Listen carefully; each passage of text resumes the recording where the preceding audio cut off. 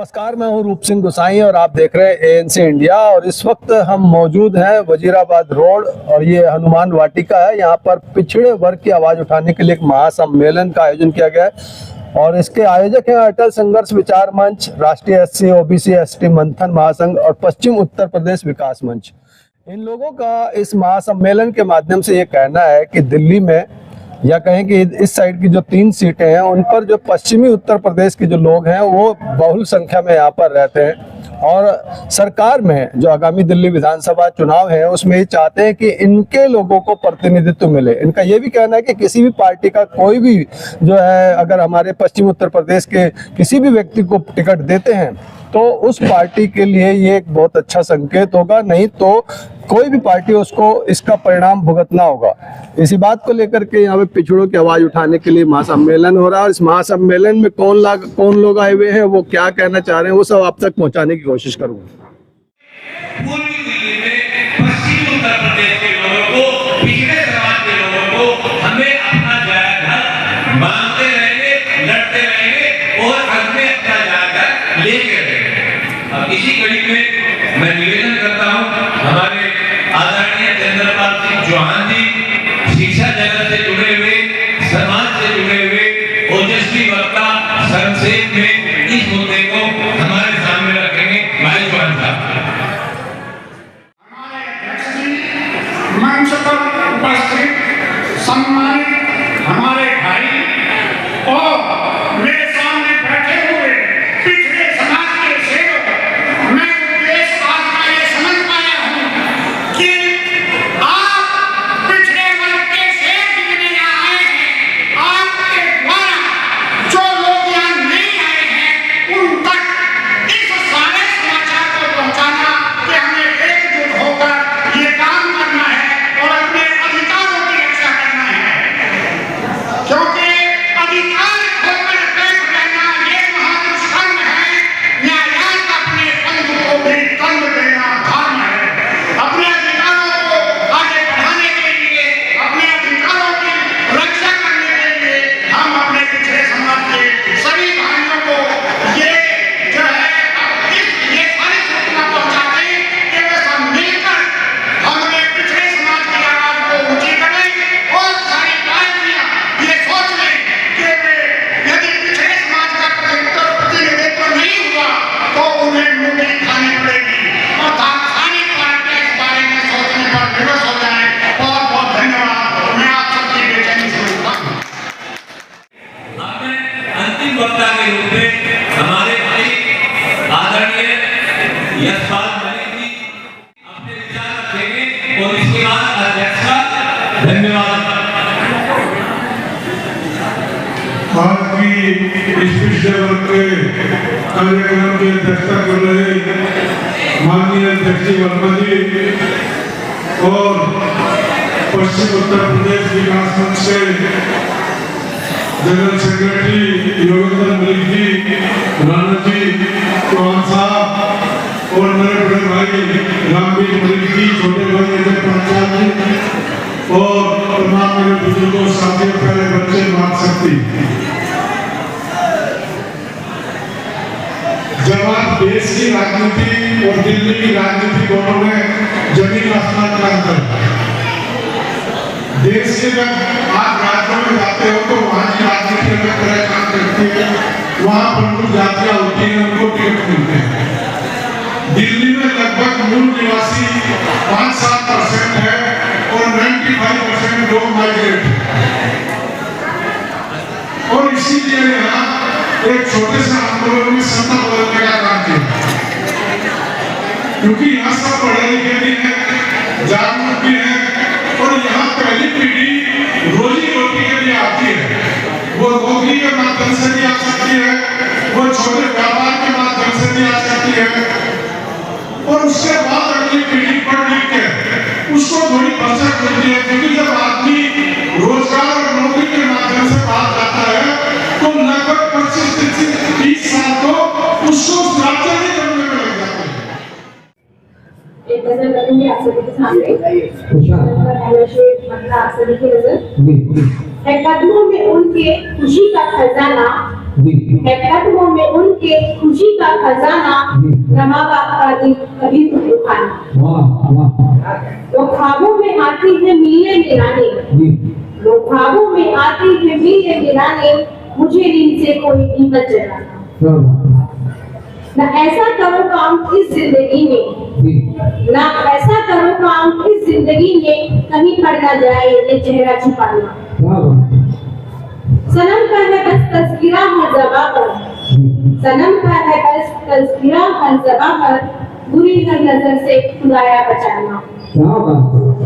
कभी हार जाओ तो फिर करना कोशिश, कभी हार जाओ तो फिर करना कोशिश, सदाकत को दिल से मगर मत मिटाना, सदाकत को दिल से मगर मत मिटाना।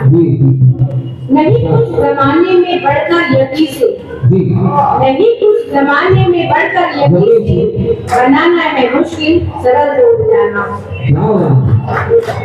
तो गजल का आपका, परिंदे उड़े अर्श पर चाहे लेकिन, परिंदे उड़े अर्श पर चाहे लेकिन, न भूले कभी है जमी आशियाना, न भूले कभी है जमी आशियाना, न भूले कभी है जमी आशियाना। पिछड़े वर्ग की आवाज उठाने के लिए जो महासम्मेलन किया है, इसमें क्या संदेश दिया गया सर? देखिए, हम पहले से आपको पता है बेताब भाई कि पिछले 1.5 महीने से मैं मीडिया से बात कर रहा हूं और हमारा मुद्दा यही है कि हमारा नॉर्थ ईस्ट दिल्ली लोकसभा क्षेत्र, जो नॉर्थ ईस्ट दिल्ली लोकसभा क्षेत्र है, जिसमें 70% से ज़्यादा हमारे पश्चिमी उत्तर प्रदेश का लोग रहता है और इतनी परसेंटेज लगभग 70% जनसंख्या हमारी पिछड़े वर्ग की है। और सभी पार्टियों से हम निवेदन करते हैं और मैं कहता हूं निवेदन के बाद चेतावनी भी देते हैं, अगर हमारी आवाज़ नहीं सुनी जाएगी, जनता की आवाज़ नहीं सुनी जाएगी, जनता की भावनाओं का सम्मान नहीं किया जाएगा, उत्तर पूर्वी दिल्ली क्षेत्र के लोगों की जन आकांक्षाओं का ध्यान नहीं दिया जाएगा, तो ये जनता इस बार सबक सिखाएगी, चाहे कोई सी भी पार्टी हो। पिछड़े वर्ग को जितनी भी पार्टियां, उन्होंने कितना प्रतिनिधित्व दिया है और आप कितना मांग रहे हैं? मैं आम आदमी पार्टी से शुरू करता हूं। 8 सीट अनारक्षित हैं, अनरिजर्व्ड हैं।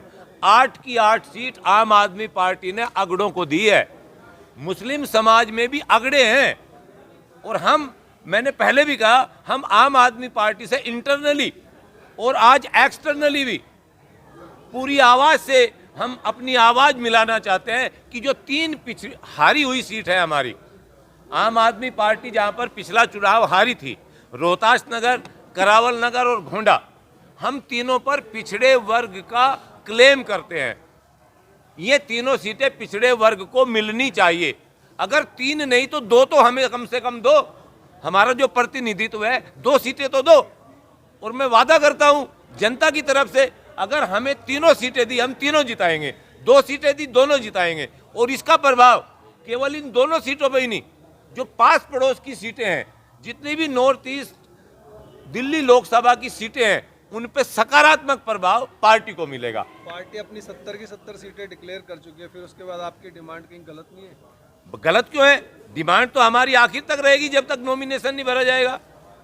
नॉमिनेशन तक टिकट बदले जाते हैं, 2 टिकट पार्टी ने बदले हैं और हम कह रहे हैं कि इन पे अगर आप बदलोगे नहीं तो पार्टी को नुकसान होगा। यदि पार्टी आपकी बात नहीं मानती है, कोई भी पार्टी, तो क्या फिर आप अपना उम्मीदवार खड़ा करेंगे? देखिए, ये हमारा पिछड़ा वर्ग जो आज मीटिंग हुई है, उसके बाद बैठ के हम फैसला लेंगे।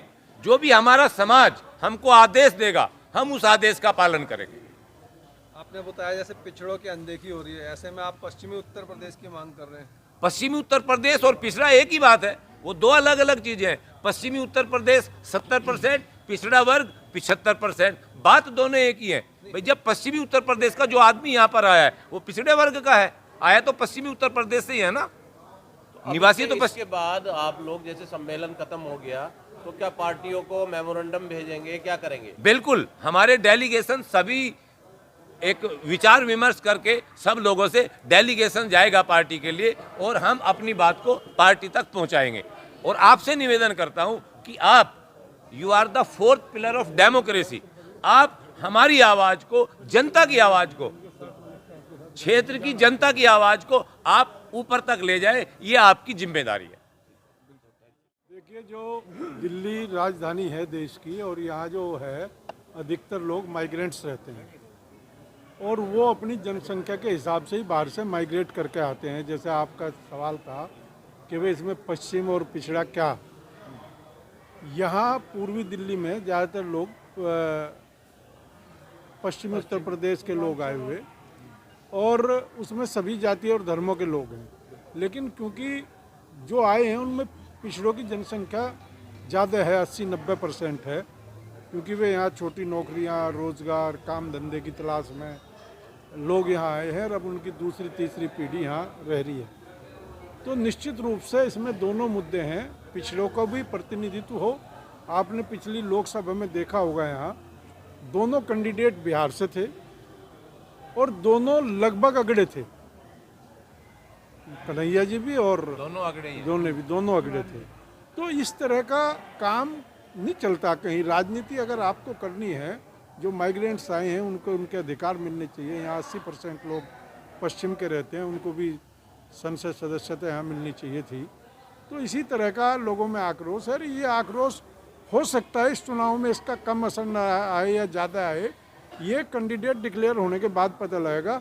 लेकिन आहिस्ता आहिस्ता चिंगारी इतनी बड़ी हो जाएगी कि लोगों की, राजनीतिक दलों की मजबूरी बन जाएगी, और जो राजनीतिक दल इसमें पहल कर लेगा वो बहुत बड़े फायदे में जाएगा। क्योंकि ये लोग पिछले 5-6 महीने से काम कर रहे, और अगर कोई पिछड़ों को और पश्चिम के लोगों को इधर टिकट देगा तो निश्चित रूप से उस पार्टी को फ़ायदा मिलेगा।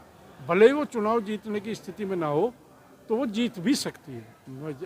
कई पार्टियां ऐसी हैं जो जीतने की स्थिति में नहीं, अगर वो इन लोगों को सामने लाएगी तो चुनाव भी उसका असर नहीं। मैं आपको बता दूं, मैं अजय पांचाल विश्वकर्मा, और मैं विश्वकर्मा समाज का राष्ट्रीय महामंत्री भी हूं, और काफ़ी संस्थाओं जुड़ा हुआ हूँ, पिछड़े वर्ग, पश्चिम उत्तर प्रदेश।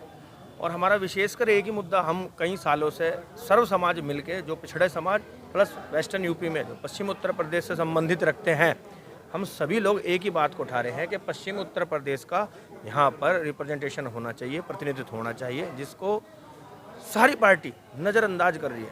हमारा रोहतास नगर विधानसभा, जहाँ पर 80% आबादी पश्चिम उत्तर प्रदेश, और 1,20,000 ऑन रिकॉर्ड मैं बता रहा हूँ, 1,20,000 पिछड़ा समाज वहाँ रहता है। 2,45,000 से अधिक वहाँ पूरी वोट्स हैं, और पिछड़ा समाज 1,20,000 की तादाद में। लेकिन वोट वहाँ पर हमेशा जनरल कैटेगरी को दिया, चाहे वो कांग्रेस से हो, भाजपा से हो, चाहे वहाँ आम आदमी पार्टी। तो हमारा यही है, आज हमने शुरुआत करी है, और इसको बहुत बड़े मूवमेंट पे, और हम इसमें रुकेंगे नहीं। और हम जिस भी तरीके से सभी समाजों से मिलकर बात करें, चाहे जाट समाज हो, गुजर समाज, जो पिछड़े में आता है, राठौर समाज हो, प्रजापत समाज, सबका एक समुचित ढांचा तैयार करके, सभी लीडर से बात करके, और आगे भी हमें क्या निर्णय लेना, और इस चिंगारी को हम आग बनाने का काम करेंगे। क्योंकि आग से ही डरते हैं लोग, और आज पॉलिटिकल जो ताकतें हैं वो आग से ही डरती है। अगर आग से डर लगेगा जब ही वो कुछ सुनेगी, वो सुनना ही नहीं चाह रही है बातों को। हम बार बार ये कह रहे हैं कि पश्चिम उत्तर प्रदेश के इतने लोग यहाँ पर हैं, आप उनको रिप्रेजेंटेशन क्यों नहीं दे रहे हो? उनको रिप्रेजेंटेशन क्यों नहीं दे रहे हो? पिछड़ा वर्ग सबसे ज़्यादा 85% हर सीट पे, रावल नगर सीट हो 70% से अधिक, वहाँ गुजर समाज का बाहुल्य इलाका, पिछड़े समाज वहाँ था प्लस गुजर, अगर वहाँ पर उनको टिकट दिया जाता तो निश्चित रूप से वहाँ कोई पार्टी हो, चाहे झाड़ू हो, बीजेपी हो, XYZ, गोंडा विधानसभा हो, चाहे आपकी रोहतास नगर विधानसभा, बाबरपुर, सब जगह है। मतलब मैं अगर विधानसभा आज मैं आपको आंकड़ा बताऊँ, और फिर अगर हम यमुना पार की बात करें तो सबसे ज़्यादा पश्चिम उत्तर प्रदेश और पिछड़ा समाज यहाँ कर बसा है। इसी के साथ मैं रूप सिंह गुसाई आप सभी से अनुमति चाहता हूं, जल्द मिलूंगा, तब तक आप अपना बहुत ख्याल रखिएगा। और आज के इस महासम्मेलन को लेकर के जो पिछड़ों की आवाज इन्होंने उठाई, उसको लेकर के आपके क्या है सुझाव, क्या है विचार, आप इन सब बातों को लेकर के क्या समझते हैं, जरूर हमसे अपने विचार और सुझाव साझा कीजिएगा। नमस्कार, धन्यवाद, जय हिंद, जय भारत।